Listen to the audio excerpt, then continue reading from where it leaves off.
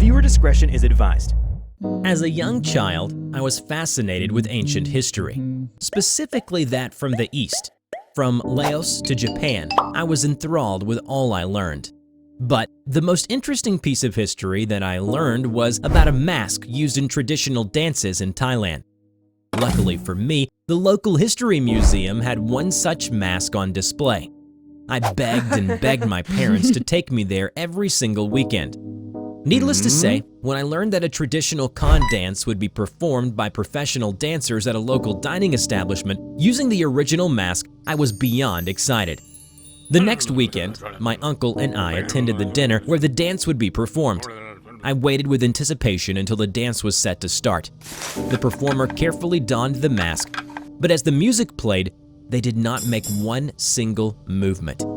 Instead, he grabbed his head in pain, shrieking that he didn't want to lose himself.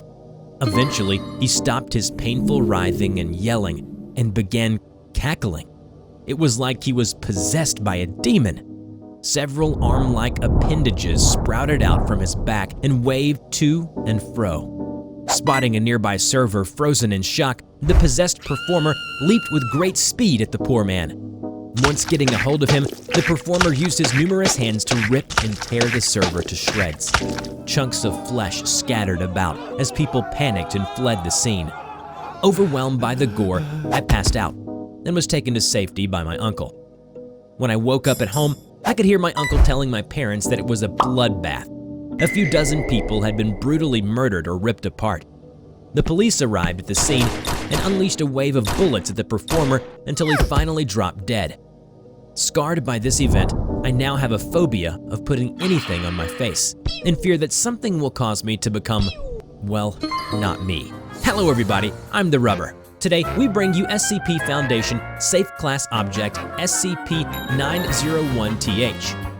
SCP-901-TH, also known as the Giant Head, is a handcrafted paperboard and brass mask designed to resemble the face of a giant. It is used in the traditional Thai Khan dance. When left alone, the mask is unable to do anything.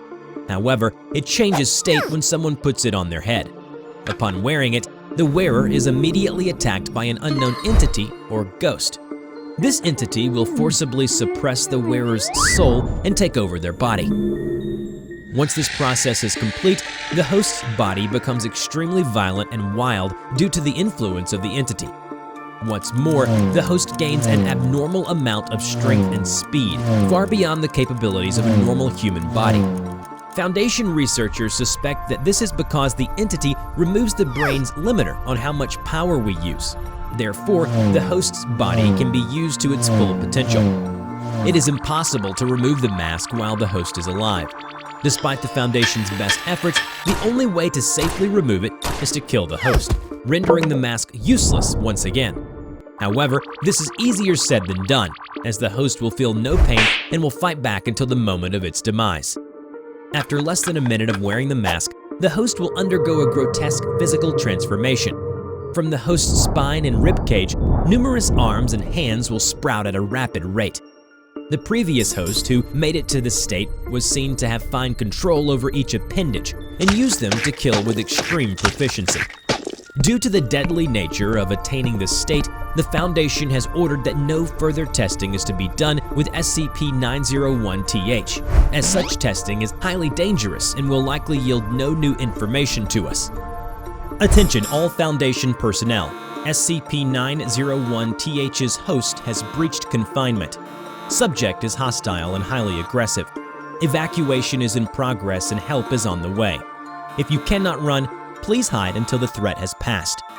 The PA system repeated again for the umpteenth time, blaring loudly in the midst of dead silence on site. Damn it, can't believe they messed it up. It's just a stupid mask that's harmless when left alone, Agent P muttered. He wiped some dust off his black suit. A mechanical vest can be seen underneath. You'd think with all the fancy weaponry and MTFs, they would be able to handle something like this. But no, they called me instead. Nearest MTF is an hour away or so they say. Bunch of crock if you ask me. Agent P sighed, took out a cigarette and took a long drag. He looked around at the carnage in the front entryway to the site. The bodies he could see were either heavily mutilated or missing appendages. Blood was splattered all over the wall like some kind of a sloppy paint job. He walked along the battered corridor and went into the security room to check the footage. A D-class subject was instructed to put on the mask. That's 901-TH, Agent P thought. Beautiful, if not a little creepy. Suddenly, the D-class clutched at his head and fell to his knees. He struggled to peel off the mask as his body convulsed and contorted. In desperation, the subject slammed his head against the ground repeatedly in hopes of cracking the mask, but the mask remained spotless and without a dent. "Get it off me! Get it off me!" Soon enough, multiple appendages burst through his sides and back. The D-class, now the mask's host, let out an inhuman roar and smashed through the wall. What the hell were they thinking, conducting something dangerous like this in a room made of sheets and plaster? The footage showed the host's rampage in the corridor, killing multiple Foundation personnel. Several security guards were seen entering the scene and engaging it with firearms. They emptied their rifles on the host, but it had little impact. It simply shrugged off their bullets and proceeded to tear their limbs apart using its extra appendages. Agent P's ears perked up when it heard something down the hall, screeching to be left alone as the growling beast pursued them. Their pleas for help were swiftly silenced with a grunt and the sound of appendages whipping through the air.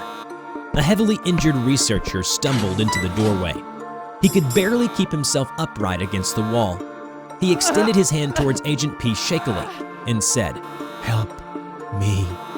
A few seconds later, the host, blood-soaked, appeared behind the researcher. It had a dozen or so extra arms moving independently from one another.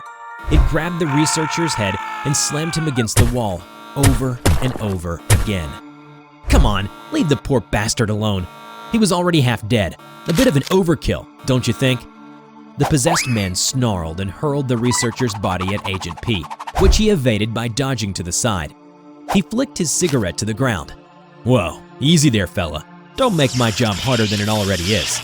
The ghostly entity, now a glowing mass of black aura with yellow eyes that encompassed the D-class host, narrowed its eyes.